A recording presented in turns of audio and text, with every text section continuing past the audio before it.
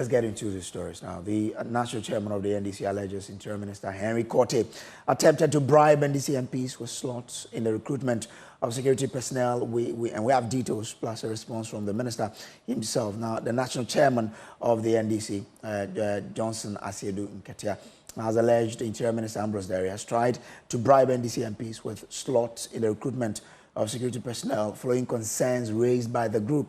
The minority have petitioned CETAG to investigate what they say is the clandestine attempt by the government to recruit its party foot soldiers into security agencies. As Asiedu Nketia claims, the minister offered the NDC MPs a chance to bring 2 persons each to be recruited in a bid to get them to drop the opposition. Let's bring in a response to this particular one. Now, Johnson Asiedu Nketia has been making this allegation on the PMS Press, speaking to Evans Mensah there on Wednesday. Now, Henry Korte himself is joining us on phone now. Mr. Korte, grateful to you for joining us. Now, why that decision, probably asking the minority MPs to bring in 2 persons each to be recruited? Good afternoon to you. Hello? Yeah, I can hear you, sir. Can you hear me? You are low, please. I can hear you clearly, sir. Good afternoon to you, and a very good afternoon to your cherished listeners and viewers, and for that matter, those who are also watching via social media across the world. Well, my attention has been drawn to a story, or a news item rather, on your media space that seeks to create a very wrongful impression coming from a very experienced politician who I have a lot of respect for, Mr. Johnson Asiedu Nketia, making strong allegations using the word bribe.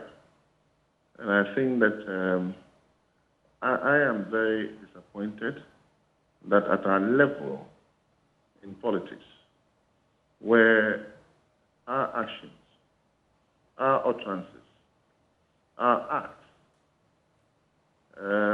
should rather be educating the good people of this country, and of course, those who are also listening to us outside the country, and for young politicians to also emulate. Why do I say so? This issue of secret recruitment, that has been in the media space over the last 6 weeks comes to me as an interesting thing. Why do I say so? The Minister of the Interior, first of all, I want to put it on record, we do not recruit. We are a ministry, so we provide policy drive. The agencies are clothed with the authority to recruit, thereby advertising, indicating eligibility criteria, going through medicals and all that. Of course, we are another ministry, so we ensure that they follow through the process. What is important to note is that this recruitment is something that has been sanctioned. When I said, let me rephrase it, it's gone through the budget. Recently, when the finance minister did his media review, he mentioned it, including education, including nursing training. I heard my colleague, Kwabena Akando, speak to that of health. So why do we create an impression as if government is hiding to recruit people illegally? That is not the case.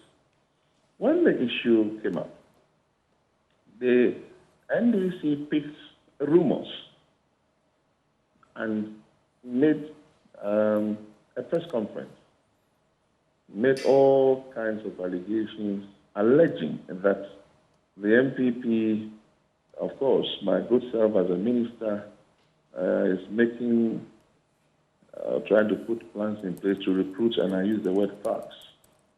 I I'm once again disappointed in the choice of words and an attempt to incite the good people of this country against the security architecture of this country.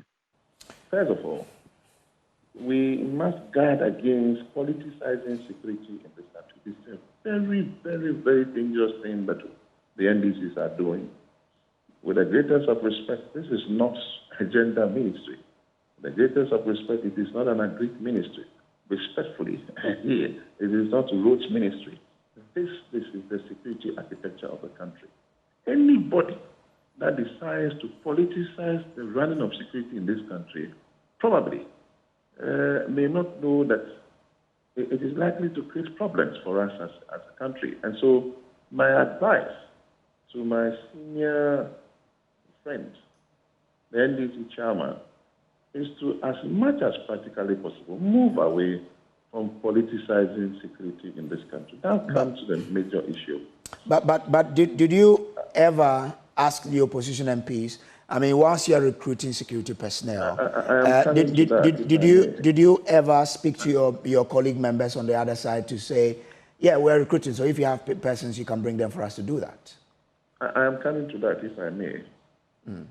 So we had series of meetings when the opposition raised this matter up.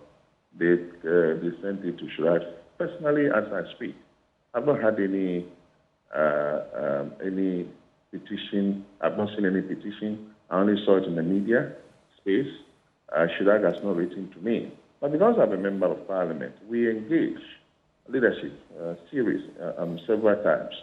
And so when I appeared before the Committee for Defense and Interior, is a select committee that has oversight over Minister of the Interior, Defense, and National Security.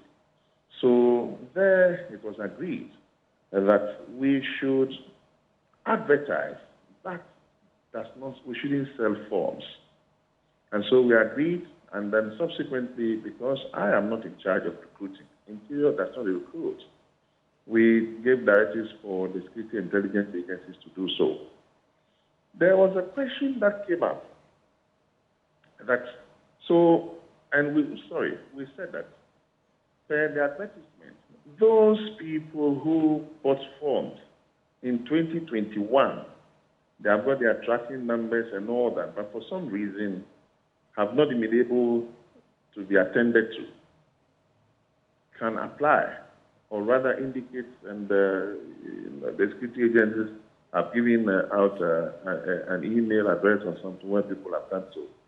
As at 3 days ago, information available to me is that a total of about 90,000 people have gone online to fill that, or rather, because they are not buying the forms. I'm trying to look for the suitable word to use. But the long and short is that they've gone online to indicate. I think immigration is around some 24,000, fire is about 20, a total of about 90,000. So clearly, first of all, this issue of there's no backlog, what the agencies are doing clearly shows that indeed there's backlog over 100,000 in this country. My position is that if we have all these people, over 100,000, who have applied since 2021, and they have not been able to be attended to, why do you go and sell forms again? So we've complied to that. Now, members of parliament, you have to go through this process by ensuring that your people actually have their tracking numbers and everything as citizens of this country, not necessarily as politicians.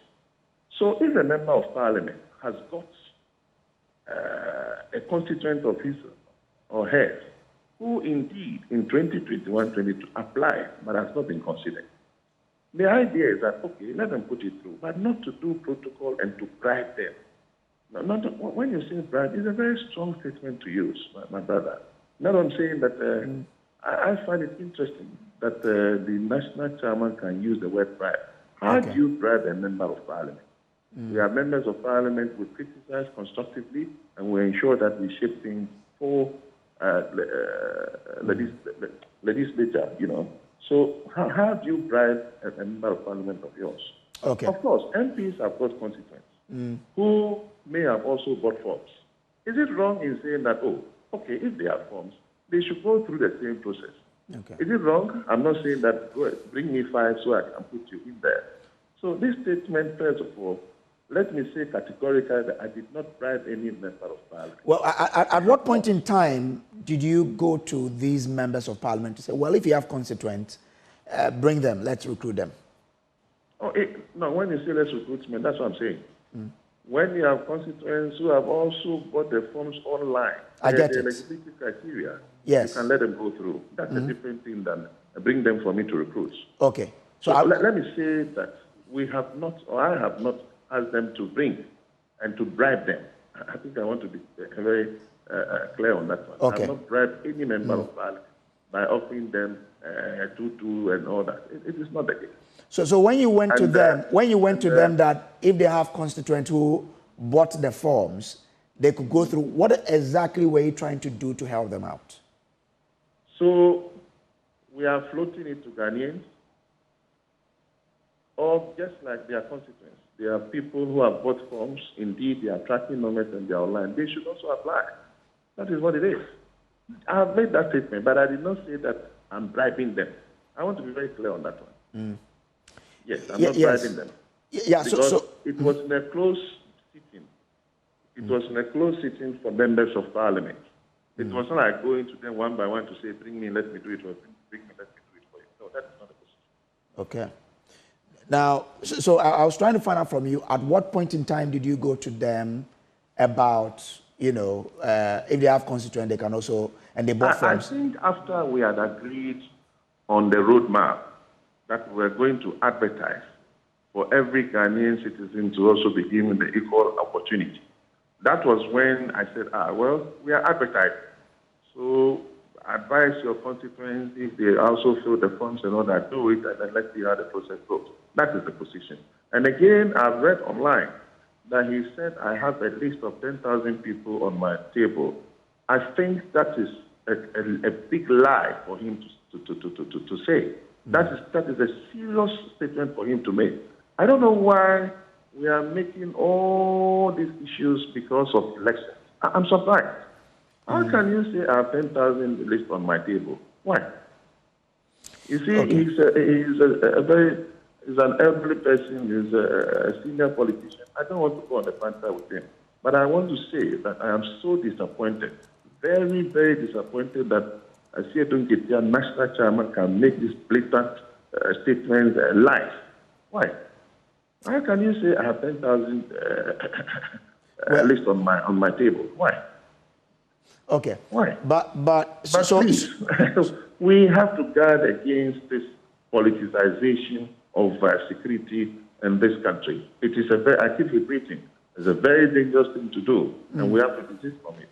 Okay. So if you feel he's slighted you or made pronouncement that really taints your integrity, what will you do? Take up legal action against him? Oh, there's a video going rounds when my good brother made a very strong statement when he was in opposition against government. Eventually, when he came before the vetting committee, he said, it was a political talk. And he was asked whether it's correct. He said he's used his tongue to do it. We are in a political season. Frankly speaking, I'm not going to waste my time and energy to go to court over this. I'm not going to do that. But I just want to make it clear that there was no attempt to bribe any NDC member of parliament, and I don't have a list of 10,000 people on my desk. No. The decision between minority and majority was that let us advertise. Let us give a fair opportunity to Ghanaians, wherever they are, to also put in the application. That we have done. As I speak to you, I think we have over 90,000, and it's up to the security intelligence agencies to let them go through the process. And I shall be grateful when the exercise is over for Joy FM to go around the country, because we said that. In doing so, they must also consider regional balance. So every region is represented. So you can go do so, do some interviews after the process. And then, by all means, do me a favor and let us know that people who applied on their own without any assistance from any politician have got recruitment. And that is where I come back on this thing said, to now invite my good brother Echiedu to ask him something. You see, there was something I said. But if there was no intent of favoritism there, why just speak to the members of parliament and not chiefs, for example? Because if you say you want to make every Ghanaian who is eligible to apply, why the MPs or not any other leader? I'm a member of parliament. I'm sure that if you want to give information at press and you will speak to your colleague, doesn't mean that you are not considering all Ghanaians. No. I'm a member of parliament. We hold a meeting, a close sitting meeting. And then I think somebody asked, hey, so what are you going to do to us? And I'm like, oh, okay, they are constituent. So I help them to go online and do it, ask everybody to. That's what I said. But like I said, if you are a soldier and there's a matter in the camp, you discuss in the camp. You don't go out there to go and discuss it. It doesn't mean that you are not thinking of the site. And of course, you are talking about chiefs and all that. That's a different matter. Okay. You know what I mean? All right. So how many people have applied again, and what's going to happen now?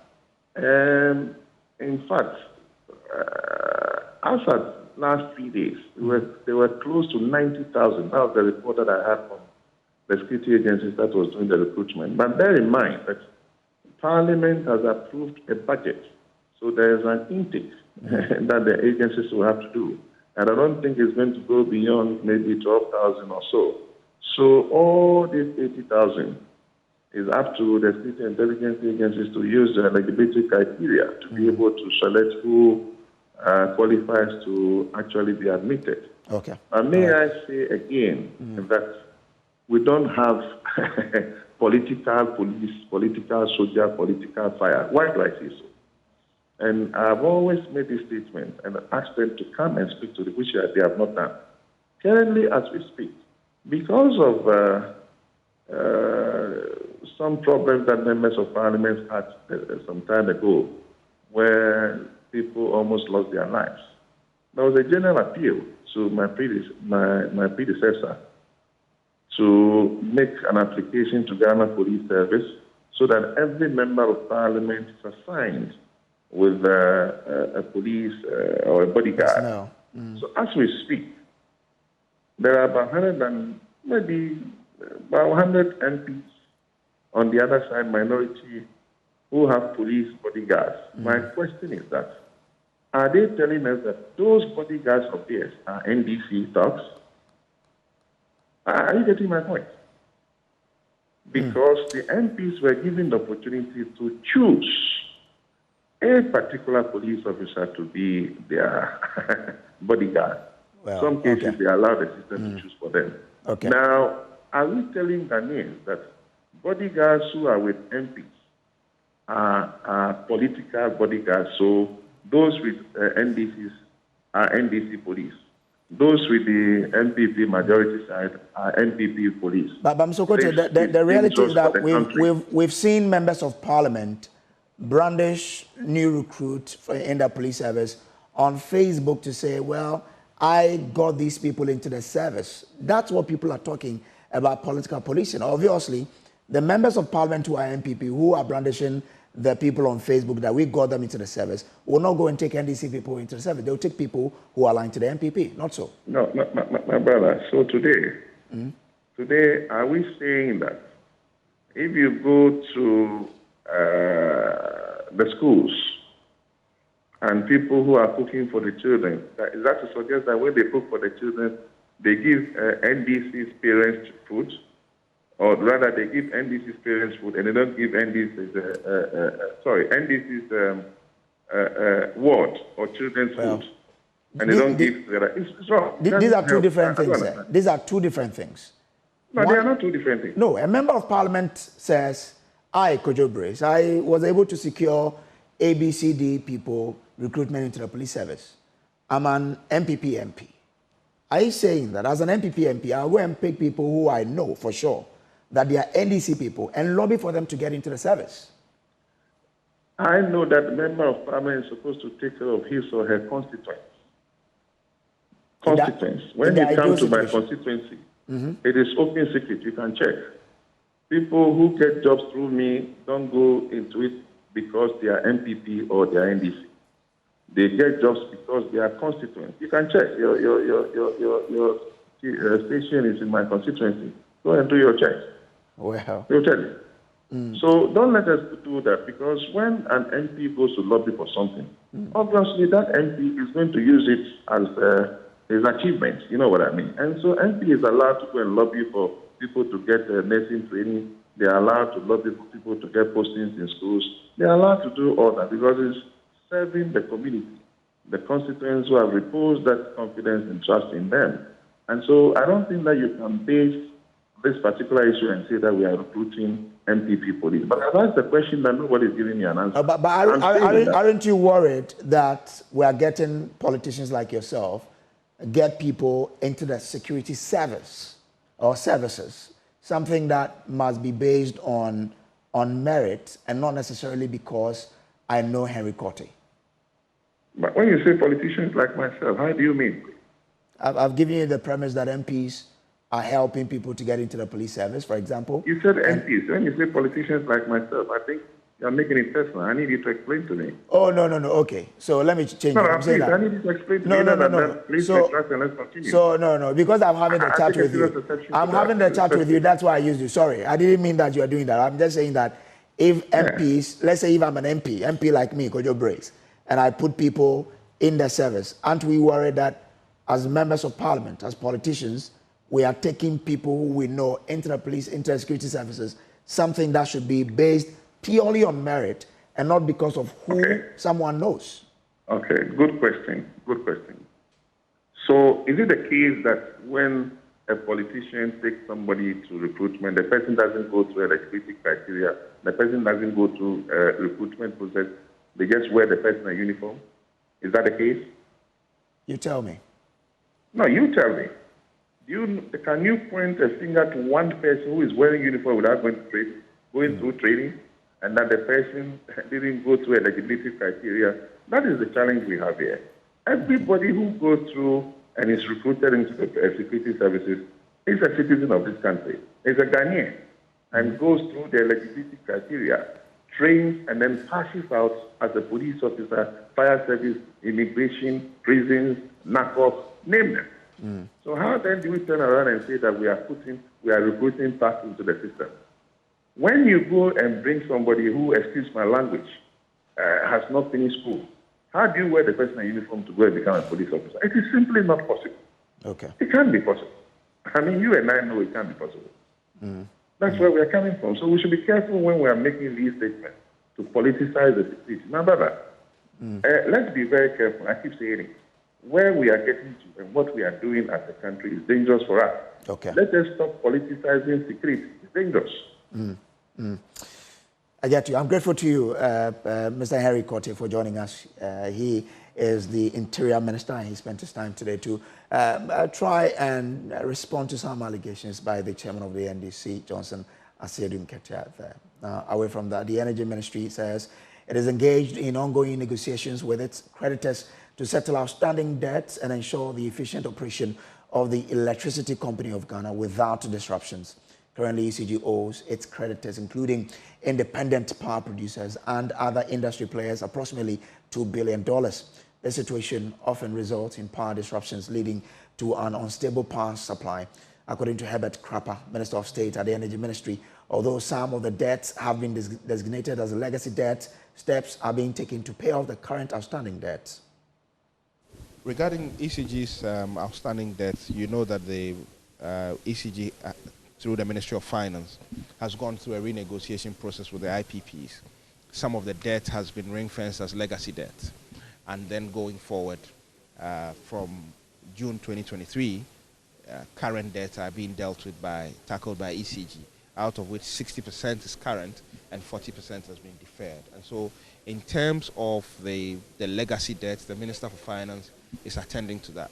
And in terms of the current ones, ECG is current on the current liabilities. What is important is that ECG continues to service, together with the Ministry of Finance, these debts. The renegotiated terms have gone to Cabinet, they will go to Parliament, and then once it is ratified, they can become effective. But as things stand now, the legacy debt is being tackled by the Ministry of Finance, and ECG is tackling the current debt, out of which 60% is current, and then 40% is deferred. We have also done a tariff levelization. We've levelized the tariff so that those who have front-loaded their tariffs will spread it evenly across, so that the debt overhang can be reduced. The renegotiated terms help us to reduce the pressure on ECG, reduce ECG's monthly commitments that they have to make to the IPPs, and they are being currently on. Assurance that we are going to have constant power supply. I mean, constant power supply is the overriding consideration. I'm sure you have heard me say over and again that constant power supply is my #1 priority as minister, and I will ensure that. But the ECG is worried about the growing trend of customers using dubious means to bypass their system to steal power. Dr. Bernice Yeboah-Damina is head of customer service at ECG. Where the meter, your credit is going low, it gives you a prompt. It gives you a prompt. And customers, like we are saying, we've done these things, but we realize that most of them are now trying to bypass the meters. And if we are here, we want to use this platform to educate every customer that we will not sleep. And when we get you, the law will take its course. Because recently we had some people we had to take them. We've done all these investments just to make life easy for all our customers. But then we end up getting the customers trying to use nails and other things to punch into these cables that we've laid throughout and neatly done this in your house. And yet you want to steal from us. We want to use this media to tell you that we are coming after you. We are coming after you. We have our tax force consultant here. We have our revenue protection team here, and we will come after you. If you want a service, he told you we have a premium service, we have an express service, we have what? Standard. And let me give you the line, the day or the timeline. 24 hours for premium service. And that one does not require a pole, meaning that there is a service pole in front of your house. So in this case, when you request for the meter, all that we have to do is a cable and a meter. You don't have to go through any pole installation. But when your service requires a pole installation, it's what? 30 days, within what? 1 month or more. Because we also have to procure some of these poles from other people. And if it's an express service, 5 working days, that one too, no pole required. But the standard service, that is 10 working days or more. If it involves a pole, then 30 days or more. And we want to use this opportunity to tell the minister that there are also social media platforms that you can lodge any kind of complaints. And we have a back-end team that responds to these complaints. So we want to tell the public, the Ghanaian public, that UCD, we have meetings. We have meetings. Do not go to anybody known as a Goro boy or not and acquire a meter. Even despite all the... Well, let's talk about illegal mining now, where John is observing an alarming trend where illegal mining is increasingly taking place within settlement of major towns along highways of the country. At Konongo, Asamai, Tamfo, and Osino, mining is being done with impunity along the main Accra-Kumasi highway in violation of environmental and water quality laws. Love FM's Rastos Asari Donko and his team have been traveling along the stretch to assess the situation in our reports. Galamsey is worsening in many communities across the country, with miners operating glaringly in violation of environmental laws. A clear case is this illegal mining activity happening in the middle of the Konongo township, a few meters from the main Kumasi-Accra road. In a clear violation of the Environmental Protection Act 1994, the Minerals and Mining Act 2006, and the Water Resources Commission Act 1996, the miners have redirected the Owerri stream, which flows through the town, and destroyed large parts of the wetlands, contaminating sources of water for the community. This is Konongo, close to the main Kumasi-Accra road. Now, this valley used to be a farming ground for many indigents here in the town and its surrounding communities. Now, what is happening here, for miles you can see it, is a violation of our laws. In fact, the Minerals and Mining Act 2006, Act 703, indicates that no person shall engage in mining activities in a water body or wetland without prior written approval from the ministry. No person shall undertake any activity that may affect the quality or quantity of water in a water body without prior written approval from the Minerals Commission. I doubt if what is happening in this valley, which is a violation of the law, has a written permission or consent from the Minister for Lands and Natural Resources. Some of the miners we found at the site justified their illegal mining activity. Interview. Police into my chain. But still, it's not which anywhere. I could for this is aware. I know. I ask the government that I could do and about me spawn the country what they expect us to do. Shall we go and steal or what? Huh? The Bauman is his Sakufado. They're supposed to manage the country well for the youth to enjoy. Don't say we. Eh, pop up ya. Ya better need am I many? Mutaquin somebody said Makamaka watch him, Boga watch him to our watch him. I might to Queen say Hutana. I'm Tom Quamuana. Then you have everything. Yeah, wait. I'm going to ask some Queen. We continued our fact-finding mission to Asaman Tamfwe on the main Kumasi-Accra road. Few inches from the main road, excavators are digging and scooping earth into an artisanal washing bay. The owner, Kwesi Asamoah, told us the mining activity is part of a community mining scheme commissioned by the Lands Minister himself. But Lands Minister Abdullahi Jinapo denied knowledge of it when we contacted him.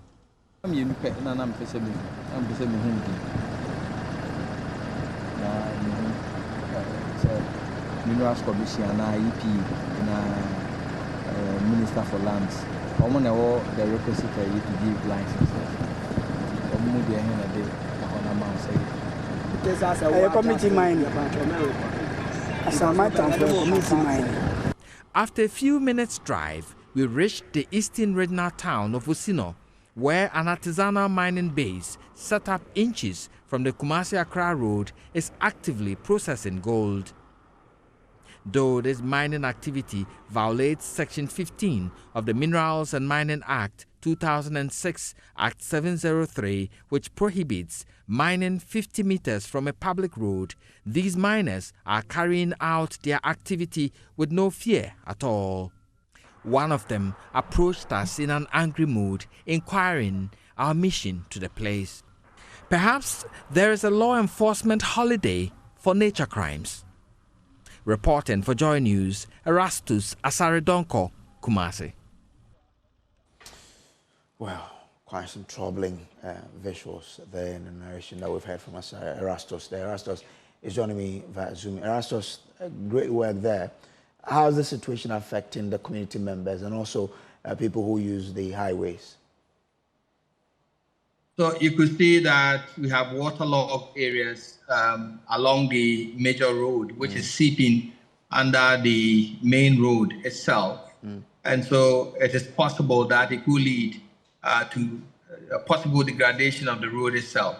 Now, we are also seeing the spilling of residue from the mining, which is poisonous, heavy metals leading into the community itself, because these nature crimes are being committed within settlements contrary to law. And so all these contaminated water you see here are eating deep into sources of water for the communities as well. So it is affecting people, and they themselves have placed calls to us, and that's why we went all the way to check it and bring it to the attention of the public. What has happened since our last visit? Well, so information coming in from Konongo indicates that many of them have since pulled out their excavators. They are trying to leave the site behind, and some authorities are also going around to check the situation. That's what we are getting, latest information we are getting from the ground. Interesting. I heard someone say this is community mining. Have you verified whether indeed it is?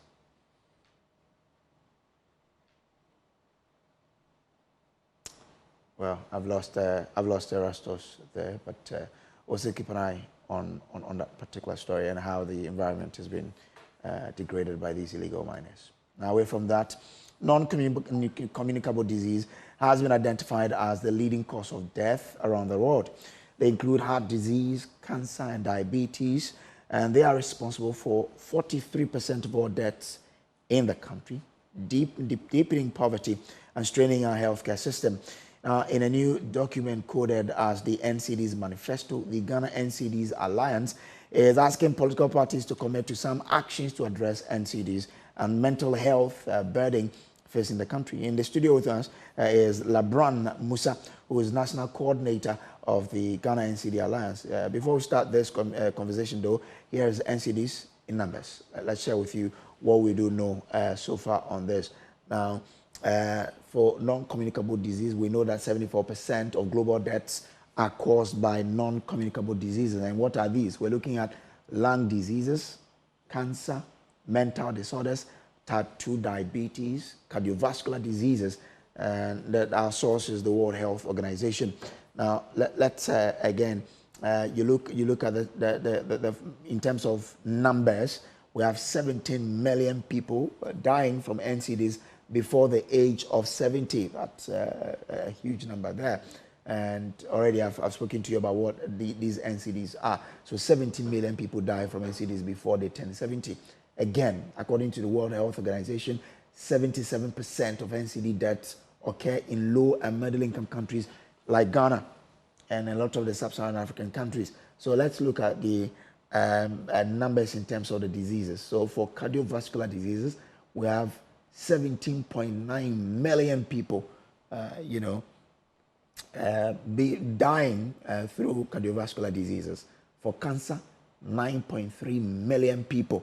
When it comes to chronic respiratory, we have 4.1 people dying every year, according to this, from chronic respiratory diseases. Again, 2 million people die to diabetes annually, and that's quite huge. Now, what are the risks associated with non-communicable diseases? So tobacco use. So they tell you that when you use tobacco, and sometimes even written on the pack that tobacco use is not good for your health. Physical inability. So how often do you exercise? Normally we eat, sleep, and that's it. And also harmful use of alcohol. So those are the numbers there, huge numbers, 17 million people dying through NCDs before, they turn 70. Let me bring in Labran Musa here. Labran, so since you put out this manifesto, have you had any sort of conversation with political parties? And again, what have you seen in response from these parties? Thank you so much for having me. And let me see. Let me comment your station for the good work, especially on non-communicable diseases. Yeah. I was here a few days ago with your colleague, on the NCD forum. I mean, it was good. I mean, that we are continuing to elevate the conversation to a national level. So yes, indeed, this is the first time we've been doing this in over the years. And I think this is the third time we are put together such a manifesto. And indeed, once we were done, we have engaged, the major political parties and even the independent candidates as well with our manifesto. So we have sent copies to them for them to consider in coming out with a manifesto, because just as you've mentioned, the figures are very staggering, and they are growing exponentially. You didn't mention the statistics in Ghana, and it's not looking very good. So we need to, do as much as we can to ensure that our political parties are committing to, to invest adequately on non-communicable diseases. So we have engaged them, and I can tell you that I'm just coming from the health committee of the NDC. You know, we met them at their head office to have an elaborate discussion on our manifesto and what we think, you know, are some of the things that we think are very critical and very crucial that when they, you know, implement it to reduce the NCD burden. So they receive us very good. And we are hoping that, you know, it will not be a rhetoric, it will not be just, you know, a talk shop, but indeed when they get our mandate, they will be able to implement it. We've also met some few of them. Chairman T's party, for instance, we met him when he met the media, you know, to also present to them our manifesto and then see how they can incorporate those ones in his, you know, in his bid to, you know, to lead the country. We'll be meeting LPG, hopefully today, later in the day, just so we can continue to, You've not mentioned the governing MPP, and because they are launching their manifesto this weekend. Right, so let me say that I was coming to that, and we have submitted our manifesto to them already. They have acknowledged receipt. We've not had, a sit-down conversation with them. This is something we are trying to see if possible we could do. But they received it and they actually received that they would ensure that at least some of the things that we have, you know, they would incorporate them. But we are still trying to see how we can have that kind of sit-down engagement with them. You know, last 4 years, for instance, we did the same. We couldn't meet all political parties. For instance, we couldn't meet the MPP. But when they assume, you know, the office, they've implemented some of the things that we put in our manifestos. Though not all of them were captured in the manifesto. Okay. They did quite a number of things on non-communicable diseases, which we appreciate. But now we need to want more. Yeah. But so let's look at the specifics. What exactly do you want them to do? Right. So indeed, you know, non-communicable diseases currently in Ghana, 94,400 people die from NCDs every year annually. Interesting. You know, and sometimes I get amazed. Look at the statistics. Almost about 100,000 people die annually from NCDs. 94,000 every year. You know, in Ghana. Then, as you saw, 41 million people die globally, representing about 42% of global death. And in Ghana, 43, as you mentioned. But unfortunately, I wouldn't say road safety is not an issue. But whenever, whenever we hear the statistics about road safety, how many people, on average of 2,000 people dying annually from road traffic crashes, the whole country gets alarmed. But look at 94,000 people. This should be a national conversation. Indeed, and we are told that the NCD will become the next epidemic after COVID. Because you will notice that when COVID hit, for instance, the people whose lives were being claimed by COVID were virtually people living with non-communicable diseases. The hypertension patient, the diabetes patient, cancers, all the chronic conditions that you can mention. So the statistics is very staggering. And the earlier, as a country, and all of us, take a bold decision, to address it, the better for all of us. So some of the risk factors that is increasing the disease burden, you have alluded to some of them already. So the tobacco use, that is catching up with the youth. In fact, the prevalence of tobacco is very low in the country. It's about 3% prevalence, which is very good. But unfortunately, we are seeing more trending, tobacco products, cigarette products, the e-cigarettes, the shisha use. That is very, very difficult to regulate. The policymaker, the FDA, is finding it extremely difficult to regulate some of these products. And now it's all over the place. The youth are using it and are abusing it. And if you're not very careful, statistics tells us that a session of cigarettes, a session of shisha, is about smoking 100 to 200 sticks of cigarettes. Wow. Just about 45 minutes when you have the youth gathered around to smoke half shisha. About 45 packs. Yeah, yes. It's about 100 to 200 sticks of cigarettes. Hey. That they have smoked in a session. That is how dangerous shisha is. Unfortunately, the education is not going down well with our students, especially our university and then our senior high students, where they always want to have fun and they want to have shisha. Electronic cigarettes are also now with us. People are smoking, we know they are smoking because it's very glamorizing, very handy, like this one. It could be like an e-cigarette that I'm smoking. So these are now things that are coming up and it's increasing our disburden. So we have highlighted all of this in our manifestos to see how policymakers can ensure that they're able to regulate these licenses. So one, Then the one thing I wanted them to do, which is very critical for us, is investment. I mean, adequate investment at the health sector, because per the Abuja Declaration, it says that at least 15% of national budget should go to the health sector. I don't know why they even say 15% because I feel it's wholly inadequate. But unfortunately, the country has not been able to meet that Abuja Declaration. The closest we came were around 2011, where we were about 11%. But all this was 2006, 7. So a whole national budget, only about 6 to 7 is given to the Ministry of Health to take care of our health problems. So you can imagine the gap, and that's why we are having huge problems every now and then, renal problems. We are having people complaining about out-of-pocket payment, catastrophic, cost of medical expenses. So that's one thing we want political parties to commit to. At least, if we can't do at least, we should go by the declaration. What we have signed on to, to do 15% of national budget should go to national health. Should go to the health sector. Again, there's this conversation that we highly speak about, and I think for this I would also urge, your radio station, your station, to take it up. The uncapping of the capped national health insurance. Okay. I know it has become a conversation, but surprisingly, this was legislated in Parliament. Is it part of the things you're asking? We are asking too. Okay. Already we are hearing some of the political parties. I think the NCDs speak about that they are going to uncap it. Which is good. We love it. We appreciate that because, in fact, if you are capping about 30% of what is supposed to go to national health insurance, then it's not going. It's been channeled to other areas. That means that we are not prioritizing our health sector. And here I'll blame all political parties because it went to Parliament and they all passed it.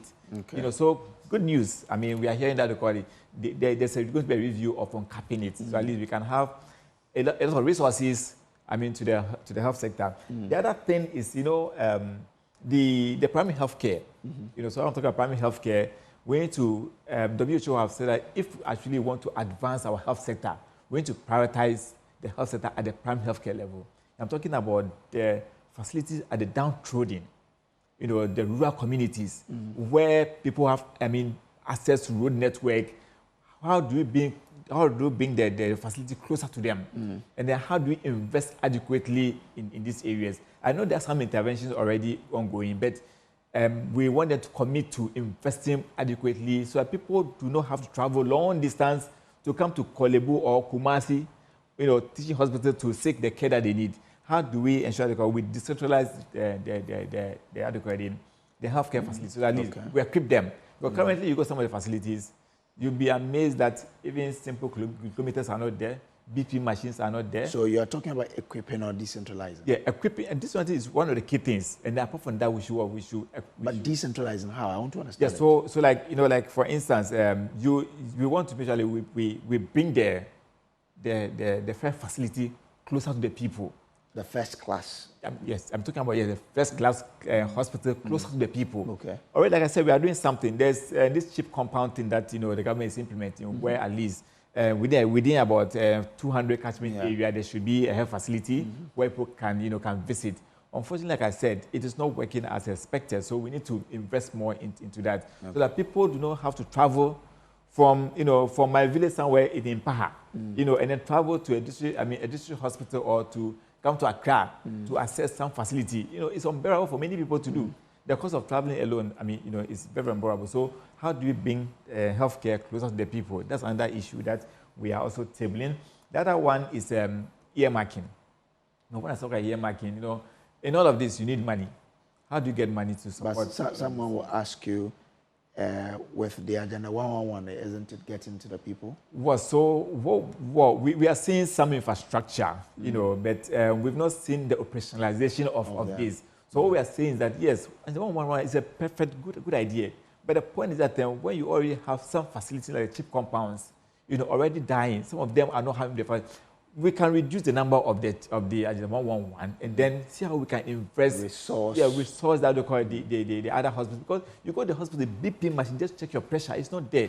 That's why you're having cardiovascular diseases, you're having hypertension being higher, in terms of the discussion. And if you're not able to tackle hypertension and diabetes, our problems will never be solved. Because currently, people are working, but they are dead because they don't know their BP level. They don't know. That's why every now and then you hear that somebody is dead. What a shock. What a shock. And these are people who are dying below the age of 40 years, below 40 years.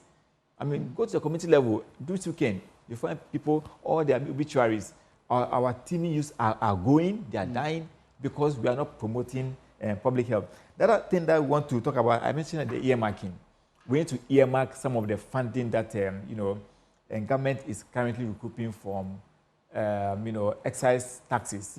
When I say excise taxes, I'm talking about taxes on healthy commodities. And that's one of the things that we need to look at. So you mentioned the tobacco, alcohol, and then sugar-sweetened beverages. The point for us is government needs to ensure that we are able to reduce the importation and also what we call the usage of these products, because these are the problems of our world today. Tobacco, alcohol, sugar-sweetened beverages. If everyone is able to reduce these products, then the better for all of us. Because most of the diseases that we are recording nowadays is from unhealthy commodities. They're eating late, bad oils, fats, and then this fat joint that we... This eating late thing. Yes, so we need to work on them because you need food to work, but you eat and you go and sleep. For example, so you need food and get the energy to work. So once you're not going to sleep, why do you need food again? You don't need food to go eat it, to go and sleep. How long would you have to do that to expose yourself to it? Because I eat quite late. Yeah, and that's difficulty. So you don't have to eat late and go and sleep. Eat, that's why they said 3 things. In the morning, eat like a king. Eat the bankus, the gobe and stuff. In the morning, eat like a king. In the afternoon, like a queen. In the evening, like a papa. Okay. Just something little, just to... But in case I eat, how many hours do I need to sit up, before I go to bed? Yes. So the point that don't eat. Okay. Just don't eat and go. But when you close from work, get something. Whilst you are going, at least you'll be able to bend those things as you walk along. And then the other thing I will talk about is the fact that our infrastructure, which is causing our road traffic crashes, is also very unbearable to us as a country. We are building new roads, but it's not meeting the standard, the smart city standard. And these are all contribute to non-communicable diseases. Okay. There's a standard that road traffic crashes or the Ministry of Road and Highways have to follow. Where every road should meet a standard, global standard. Where you have the walkway, you have the cycling way, and all the beautiful things that come with it. Unfortunately, we don't have them. That's why people are becoming very lazy to even train. Because someone will tell you that if I try to go and train, whether I'm using a bicycle or something, I would be crashed by a car, and then I'll find myself dead because we don't have, those things. One of the safest places I could say is, when you go to the, Legon, people are able to train there and stuff. Unfortunately for us too, many of our community playgrounds have been diverted into astroturfs. I'm not saying astroturfs are not good, but the point is that it's making most of our youth not get a comfortable place to go and train. Where those days we can just walk and go and play football have all been sold a private man, and you need to pay money to be able to access. So the point is that how do we ensure that we make it flexible so that the youth in the community can easily enter the place and go and play? But I know the astroturfs are for the communities. And I know they use them because I'm from the Western region. A lot of the places that I know that are astroturfs, the youth play there almost every day. Yeah. They go to train. Okay, so there are places that I know that you have to pay. Okay. Before you assess the place. Maybe we need to review all of this to make it more accessible to the youth. Okay. Because they lock it up. That's what I know. Yeah. I know you need to maintain the place. Yeah. But you also need to make it available for our youth. That's how we're able to grow our our sports. So more exercising. More exercises, make it more available so that people can exercise. Now the other thing I want to also mention is the fact that I mentioned about the physical activity. That's very critical. Yeah. That we need to encourage more physical activity in ourselves. Because one of the best things that you can do, is physical activity. The WHO Director for Health, Tedros, he's walking the talk. There's no single event that he hosts without having a global conversation around physical activity. Yeah. So we need to. So we put all of this in our manifesto to ensure at least government is able to do all of these things. But more importantly for me is the earmarking of the excise duty amendment. I mean, the funding that we are getting from the excise tax. Okay. So we can channel it to the health sector. You know, on my way to work, driving in traffic, a vehicle just blew out, very huge. There was too much smoke from it, the exhaust pipe. How about that? The quality of air that we are breathing, especially in the city of Accra. And when you go to my village, Buzia, you are sure to get the quality air because there are no factories, there's no overcrowding, you know, but in the city. Right. So you didn't mention that because one of the risk factors for non-communicable diseases, you know, so we have tobacco use, alcohol, unhealthy commodity, and then also physical inactivity. The last one is air pollution. In fact, it has been recognized as one of the major risk factors for NCDs, especially for people with respiratory conditions, for instance. You know, when you are blessed, you have a car and you are passing, you roll your but how many people have their cars? So we are left in the mercy of the smoke and stuff. So the point is, yes, that is why in our manifesto we've been talking about that government need to ensure that we are able to sanitize our air. You know, but now I think it's even better. Those the Abubloshi. You know, research says that people around Abubloshi area, were burning the ties and stuff for our wele and all of those things. You know, it increased respiratory conditions for people around the area. But thankfully, there are no more there. So at least we can have some level of, you know. But the point for us is if we continue to import overused cars, we'll continue to have these problems. Okay. In some countries, you'll be traveling, you know, you hardly see a car with fumes. And these are some of the things that our regulatory officials should be checking. So that when your car is burning these fumes, you can be arrested and go fix it because it can be fixed. But people, because they don't know the impact of it, they allow this to expose all of us to all these problems. So indeed, the dust and the pollution in Accra is very, very high. I'm told that there's a way we measure, and indeed, the quantity of dust that we are consuming every day is very, very huge.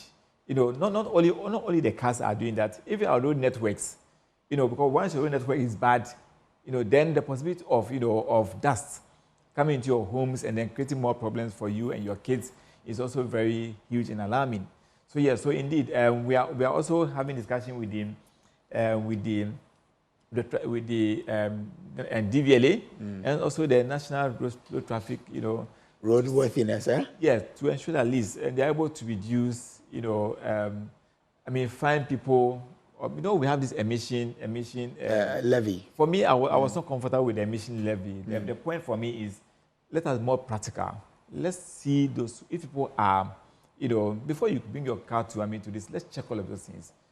If somebody is on the road and the car is blowing, you know, out of exhaust, fumes, we should arrest the person. Okay. And then let the person go fix it. So the person can be on the road. So otherwise, we will continue to have problems that we can easily solve as far as issues of NCDs are concerned, because some of them are, you know, are very easy to fix, especially on health promotion, which probably will be my last thing I want to speak about, health promotion and then health literacy.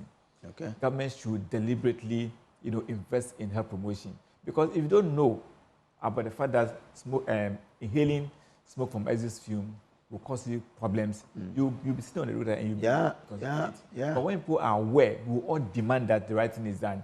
If we are all aware that smoking is too bad for our system, alcohol use can impair our vision when we are driving. It can also give us the chronic condition we're talking about. We will support government in reducing the taxes and then also reduce or prevent or stop giving them incentive when they want to set up in our part of the world. Okay. All right. And I'm sure that, those I was traveling with this afternoon on our way to work, I've asked your questions for you about the exhaust fumes that we inhaled in this afternoon. But thank you for passing through, and I wish you all the best. This is still the Pulse here on the Joy News channel. We'll take a quick break. But striking colleges of education teachers say they are going through hardship and struggling to feed their families. Their salaries for July were frozen following prolonged absence from the classrooms to demand improved conditions of service. That strike is now in its 65th day, and there are no signs of abating as talks appear to have broken down. The teachers have been speaking at a news conference in Ho in the Volta region. Spokesperson Dr. Dominic Owusu addressed the media. Thankfully, he joins us on the line now for more on this. Dr. Owusu, I'm grateful to you for joining. Now, why are you not submitting to talks to resolve this, since that's the only solution available? Let's talk. Okay. Please, can I hear your question again? I'm asking, why are you not availing yourself to talks? Because government says, I am ready for us to talk, and government, we are told by Prinkov that it has started to implement some of the demands that you've made. Why are you not then making yourself available to talks to resolve this issue, since that's the only available solution? In actual fact, we have exhausted negotiations. In actual fact, again, we met with the government agencies for more than 28 times. Okay. And each time we go, it looks as if they are not all that committed to the interest of teacher education. Okay. Why have you drawn this conclusion that it looks like they are not committed to teacher education? You know, the facts are written what emphasize that we need to understand the importance of teacher education in Ghana. And I want to say that the teacher education is the foundation and bedrock that Ghana can leverage to have an excellent children and youth who grow to become quality career professionals in their adult occupations, among others. Now, teacher education, or the teacher educator, is a trainer of trainees who provide consultancy, knowledge and skills and competencies in the following area. 1, content knowledge. 2, pedagogical content.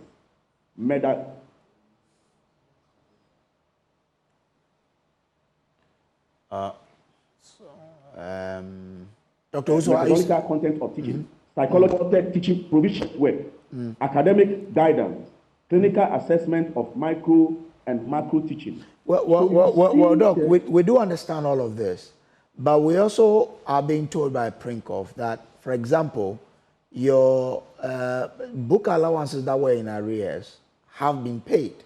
We understand that the transition of moving teachers to be on the same level as your counterparts in the universities have already begun. And then, in fact, the Prinkov president told me last week that the colleges associated or affiliated to the University of Cape Coast have had that process, in motion.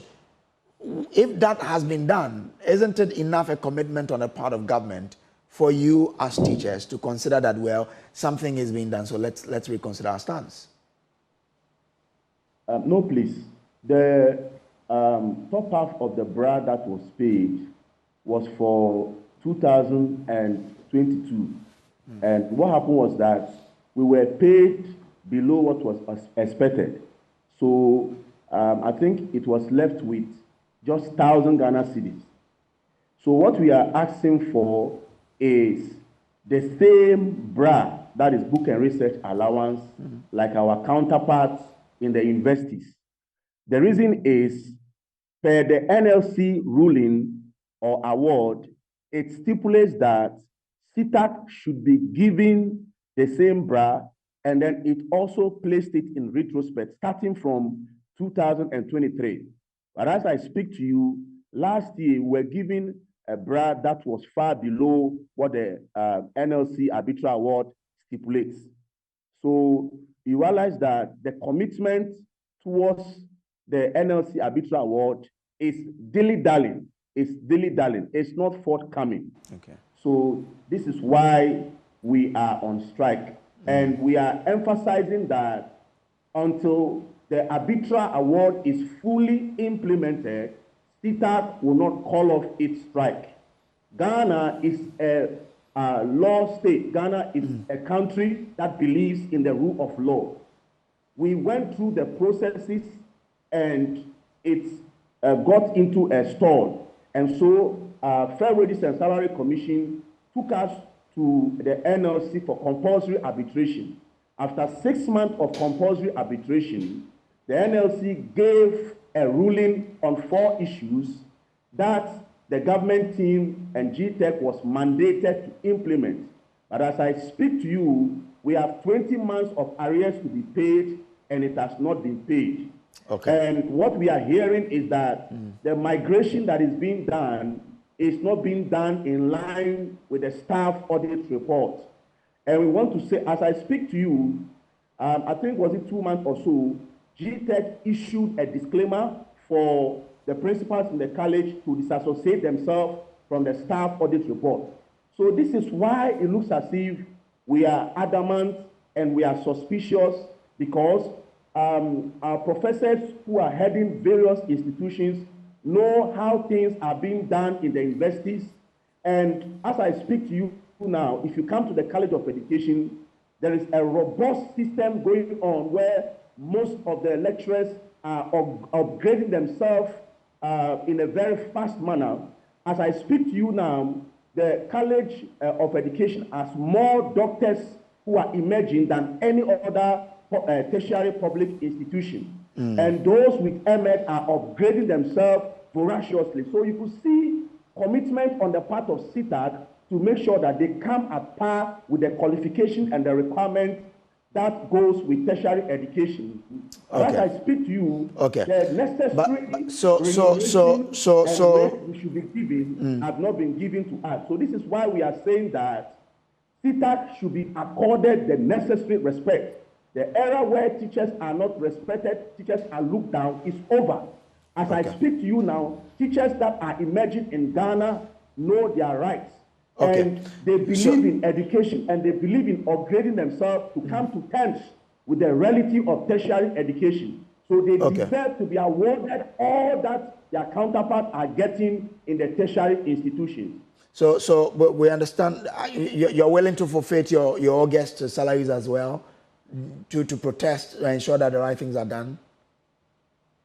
I have to be frank with you. This is the 3rd time that we have experienced salary freeze. In 2018, our salaries were frozen.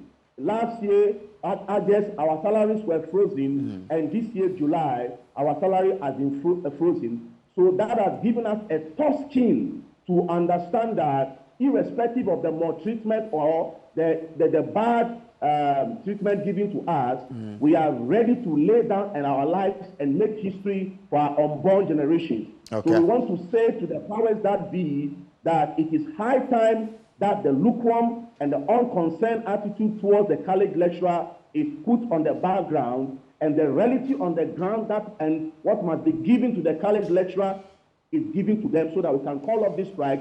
Because I want to emphasize that we love to teach. We love our students. We are willing to go back to the class. We are not happy that we are on strike. But it looks as if the government does not respect the government does not respect teacher education. Okay. Now, once you acknowledge that there's some form of migration happening, you say that it's not being done according to the audit that was done. But in negotiations, parties meet yourselves halfway. Once government has started doing, migration of a sort, and also paying your arrears that were left in terms of the book and research allowances, government has shown that I want to do this. Why aren't you also meeting government halfway and also thinking about the students you've left on the campuses to say, well, let's get back, but if you don't do this for us within the spirit, we'll go back? Thank you for the question. You know, the NLC Arbitral Award, in actual fact, then our negotiations started in 2023. But the effective date for the implementation was to start in 2023. So it means that 2 years of our condition of service was wiped out. Now, per the all-year compensation to be given to us, it was supposed to be 2 months. We demanded for 2 months, but 1 month was slashed off. So the rulings actually brought a lot of situations where we had to compromise a lot of things. So we have compromised a lot of things. So it's been 3 years now since we are still using the old condition of service. So we have done our best. In fact, I don't know if you have listened to Austin Gami. He is a renowned labor consultant. He described our strike as the most legitimate strike ever had in the history of Ghana and in the world, because we have patiently gone through the mills and waited for every processes to be duly followed. But as I said, it looks as if the government doesn't respect teachers, and we want to say that where we are, we will make the government to respect teachers. Okay. So for you, what will take you to get back to the classrooms? I mean, the minimum. Yes, that is the minimum of that it. brings me to our positions. What we are saying is that CETAG is demanding the full implementation of the staff audit report. GTEC has asked the principals to disassociate themselves from the staff audit report that millions of cedis of the taxpayers' money was spent on, and it was based on arbitral award. And since Ghana is a lawful state, let's go back to the NLC ruling. We are demanding the full implementation of it. Then we are saying that the nomenclature that the staff audit stipulates, that is what should be used in the migration. As I speak to you, we have information that they are still using tutor, senior tutor, among others. Now, the term tutor means a private teacher who teaches a limited number of people. And it was used for the diploma level when we're still training the diploma students. But we are told by Prinkov that came from you, the teachers. You decided that it should be tutor, senior tutor, and all of that. So it's nobody's doing. No, please. It was not us. In fact, they insisted on it. But if you go back, I can give you the NLC ruling, which demanded for the staff audit. And per the staff audit which was done and later on were rationalized, every lecturer was placed in line with the counterpart in the university. You can call and find out. I was made a lecturer because I'm a PhD holder, and those with MPhil assistant lecturer, among others. So we are saying that the migration should be done in line with the staff audit. If it is not done, we shall reject it with all our strength. Okay. And then again, we are demanding for our all year round compensation payment, which has been almost 20 months now, which is our 1 month salary we have not been given. And then we are demanding also that our top-up payment of BRAD 2023 should be paid, and then this year we should be giving our full book and research allowance like our counterparts in the university. You will not believe, my brother, that they brought the last year one, which is against the NLC arbitral award. Well, these are a lot. You know that a country is in dire straits now. Can't government do a minimum of it and get you? You want everything you've listed to be implemented before you go back to the classroom? Thank you so much. So this is where the choice of words and then also the use of intimidation and harassment must stop. For instance, if you have a wife and maybe you cannot meet all the chop money, there's a way to pamper your wife to make your wife maybe make do with a little. But what we are getting from the authorities of GTEC is that they are going around and intimidating our lecturers and threatening them that they are going to sack them and so many others. And then you know we are on a legitimate strike, and then you have also frozen our salaries. So when you do that, you often has to also be hard towards you. If the government will come down, use sweet words, make statements that calls for understanding, we are also human beings and we know what is going on in Ghana. We can make some compromises and go back to teach. But if the intimidation and harassment continue, then we'll continue to be on strike. Okay, all right. Grateful to you, Dr. Dominic Owusu, spokesperson for CETAG. This is still the Pulse on the Joy News channel. Thank you for all of you watching us wherever you are from. Those of you at the MTTD office in Takwa, thank you for being here. We'll take a break here. We'll be back to talk about a possible food shortage to hit the country. Why that? Stay with us. You get to know.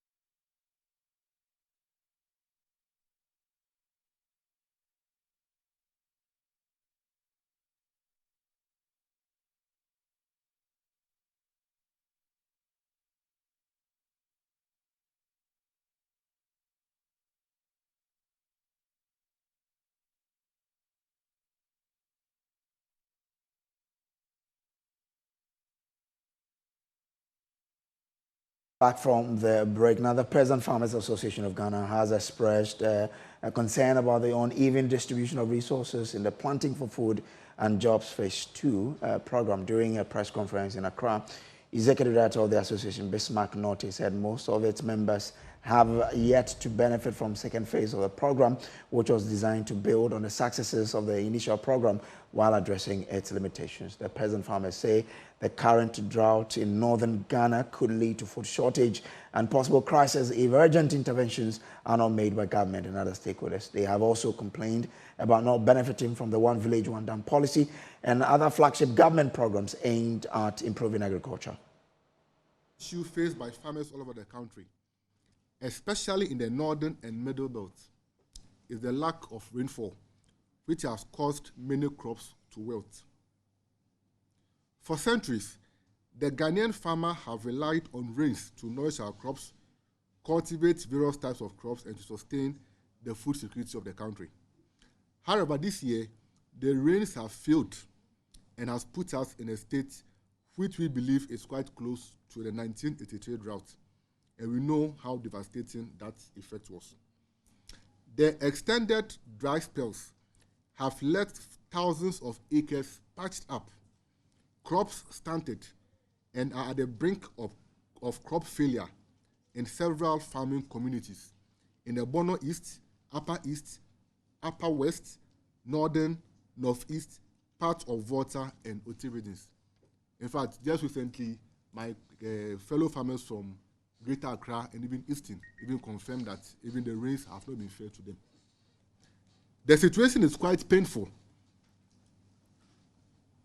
considering the hefty amount of money that was spent on the One Village, One Dam policy and the Palugu Multipurpose Dam. We all remember the famous $11.2 million that was paid for the dam for no work done. These dams would have served as an alternative source of water for our farmers in these hard times, but they currently remain pits and holes whilst we, the farmers, suffer. Whilst we hope for improvement in the precipitation conditions, we wish to remind government of the emergence of climate change, of which many countries are putting in place measures to mitigate the impacts. Burkina Faso is a typical example, and we all know the kind of work that they've done regarding their irrigation systems. And Ghana cannot afford to always depend on the mercy of the nature to determine our food production. So we therefore call on government to take immediate steps to address this particular crisis. Specifically, we are making 4 appeals to government. 1 is the provision of emergency relief. We urge government to provide immediate water supplies, including pumping machines for farmers who are close to water bodies.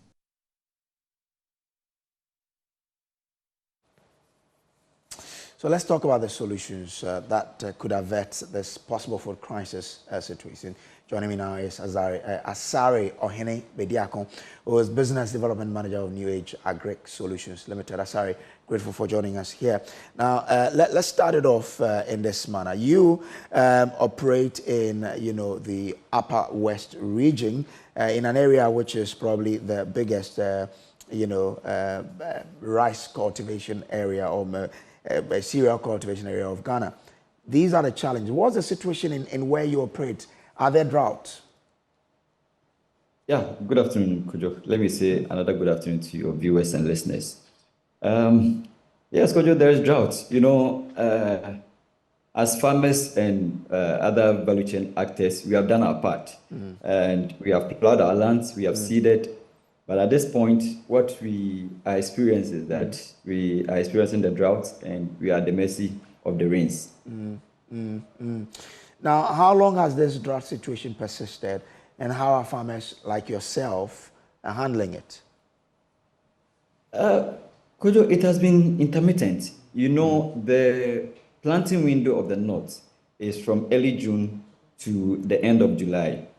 What has happened this year is that from the beginning of June, we had some good rains, which aided the farmers to do their seeding and other cultural practices that was necessary.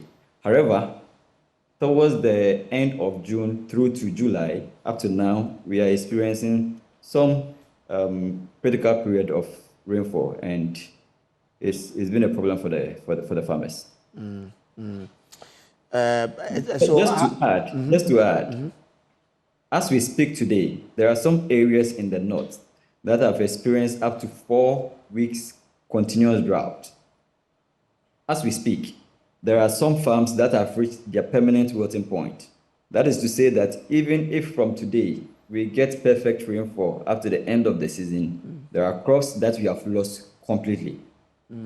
There are some crops, especially maize, that in some areas have reached their tasseling stage. That is one of the most critical stages of the growth of the crops. It can be likened to pregnancy in women. And at that point, that is where you need to get your nutrition and your water requirements right. This is the case, the rain is not coming, and your guess can only be good as mine. Can it mean then that, say, 10 acres of farmland could go waste because of the drought? Oh, even more. Even more.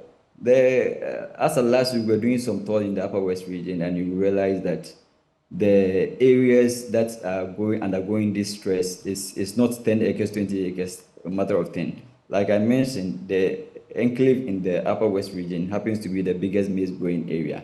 And I can tell you that it is running into thousands of farmlands going into waste. Wow. So break it down for me then. What will be the impact on bags of maize that we could have possibly gotten at the end of the harvesting period that we may not get because of this drought? To be blunt with you, we have some impending food security crisis on our hands.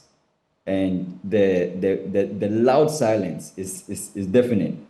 You know, where you have crops that are struggling in this manner, what it means is that automatically your yield will be affected. Like I mentioned, some crops have already reached their permanent wilting point, meaning that we have already lost those crops. The ones that are at the critical stages of their development, that are not getting the adequate rainfall, what it means is that automatically it is taking a notch on your yield. Okay. So for a matter of effect on the crops, yes, it is having a very serious toll on the crop, and also it is going to affect our yield at the end of the season. When yields are affected, what it means is that the food that will be available on the market for consumers like you and I will also, it means that this is where the demand and supply will play out, and you will see the food prices skyrocketing. Wow. And even looking at our current situation where the prices are not affordable, imagine where we are going to get reduced yield and going into next year, should brace ourselves. So when do we expect this food shortage, possible food shortage, to take effect? Looking at the seasons, what it means is that now if we are speaking of the north, the yield will start coming in from December thereabouts. So from December up to the first half of next year, that's from December up to June, July next year. Unless something significant happens in the major season of the south for next year. That is the period of March to June, July, where the major season will start harvesting. Other than that, then we have a serious problem at hand. So the only possible savior should be that we have good season for the major season down south. Exactly so. You know, the south is also in their minor season currently, and the same problem that is happening in the north is also happening in the south. We are in the middle of August already, and farmers in the south have not seeded yet. If we cross this month, what it means is that the season is almost gone, and it should tell you the sort of crisis we have on our hands. Well, you see, all this while we've been talking about rain-fed agriculture and how we have to change from relying on rainfall for that. What must change about Ghana's farming that hasn't, happened? And what must happen so that we will not be bothered by dry periods? My brother, to be honest, we have to be intentional about our agriculture. We have to be intentional about our irrigation. We have to be, we have to have serious and, appropriate plan for irrigation for agriculture. Because don't ask me about one village, one dam, because of course, if it was working, we wouldn't be having this conversation. Okay. So we need to have the right plan. We need to do the right investment. But look, for Christ's sake, we are in 2024. We cannot be looking into the skies for rain for agriculture. That cannot be our only solution. Okay. And this is the time that I think the government, the various stakeholders, should have a relook at our irrigation plan and devise the necessary plans and technology to ensure that we are able to, avoid some of this situation. Asari Bediako, I'm grateful to you for your time here. Asari, thank you for having me. Is Business Development Manager with the New Age Agric Solutions Limited. Now, municipal assemblies in Accra have taken a bold step to slash air pollution emissions by 30% by 2030 as the city embraces the Breathe Cities initiative. This ambitious move comes in response to the silent menace of air pollution, which claims over 28,000 lives annually in Ghana. At an event in Accra, stakeholders unveiled plans to deploy a network of sensors to vigilantly monitor pollution hotspots. Beat reporter Michael Ashley has more in the following report. 2019, Ghana saw approximately 23,000 deaths from malaria, 14,000 from HIV/AIDS, and 10,000 from tuberculosis. Alarmingly, air pollution caused even more fatalities, with at least 28,000 deaths that year. Air pollution has become a major concern in Accra. With high levels of particulate matter, people breathe these things in and it affects their lungs and how the lungs perform. Factories and waste burning are to blame for a lot of pollutants, but transport, especially the old fleet of trotros, is the biggest single contributor. For those navigating this daily ordeal, the respiratory strain is palpable, with each breath laden with potential health risk. Ayawaso West Municipal Health Director, Dr. Louisa Ademki-Mate explains. Cataracts, eye problems can be affected by these indoor air pollutants. For the past 3 years, in most districts, you will see that respiratory tract infections are high on there. Dr. Ademki says vulnerable groups tend to suffer the most. If you are having challenges with resources and you are getting sick because of your practices, it's just a vicious cycle.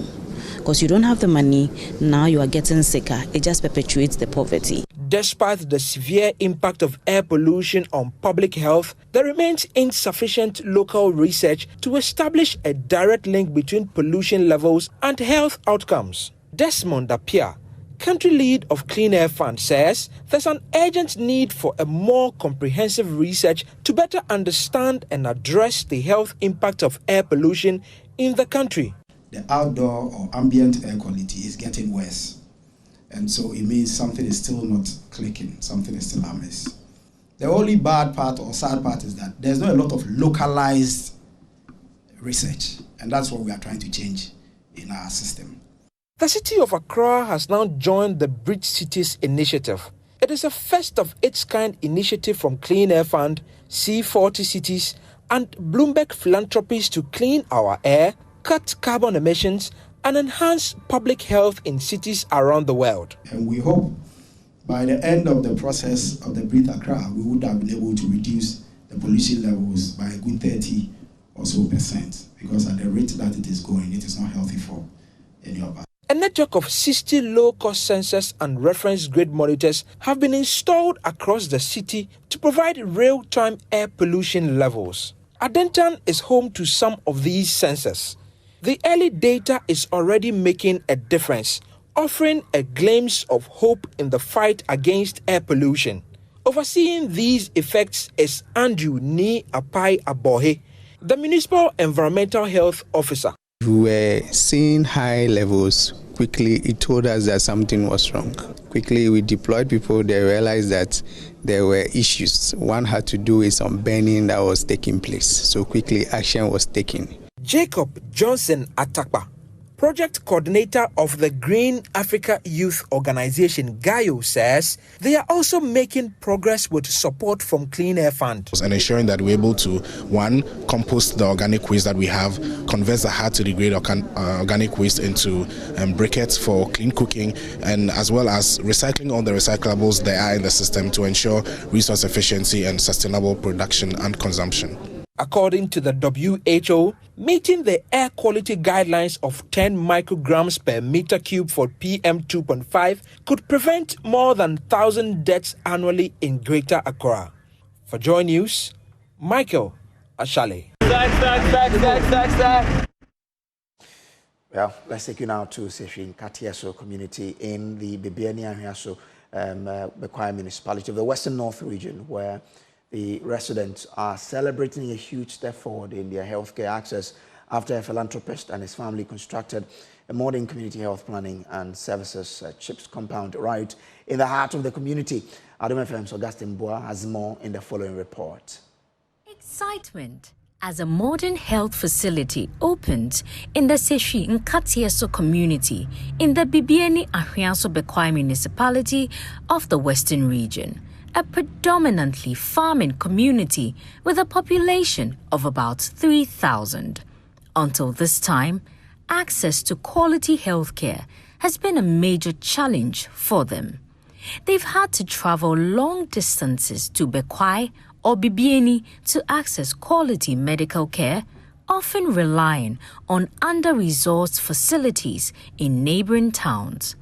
This situation has led to delays in treatment and, in some cases, preventable health complications. When somebody is ill, they have to travel long journey from this community to the nearby environment to, attend to the, health center. But now that it has been drawn to our doorstep, it's going to reduce travel from here and there. And even when somebody is very sick, maybe in the night, you can easily walk to this place to, attend to the health center. And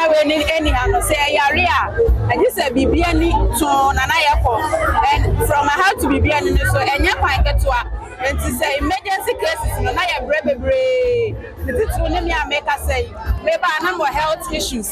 I bring know some see keep for check-up, but the bedroom revenue, once I want to meet snacker, but Sankana we ha.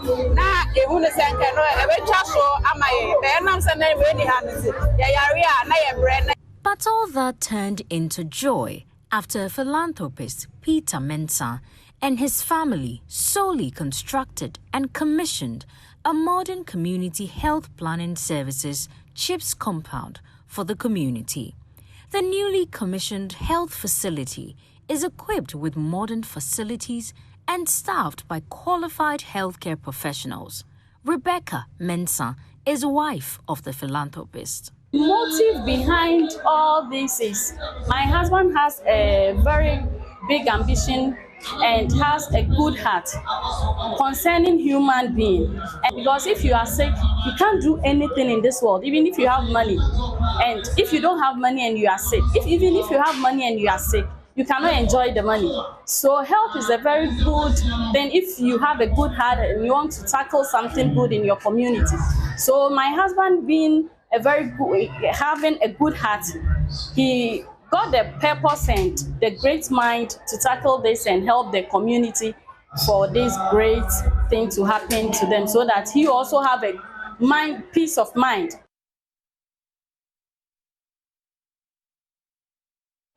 Well, and that's all in our package for you today. There's more on myjoyonline.com. The portal has a lot of stories that you can go on there and read. My name is Samuel Kojo Brace. On behalf of the team, I say thank you very much for being a part of us. We'll meet again, God willing, tomorrow. Until then, please be good.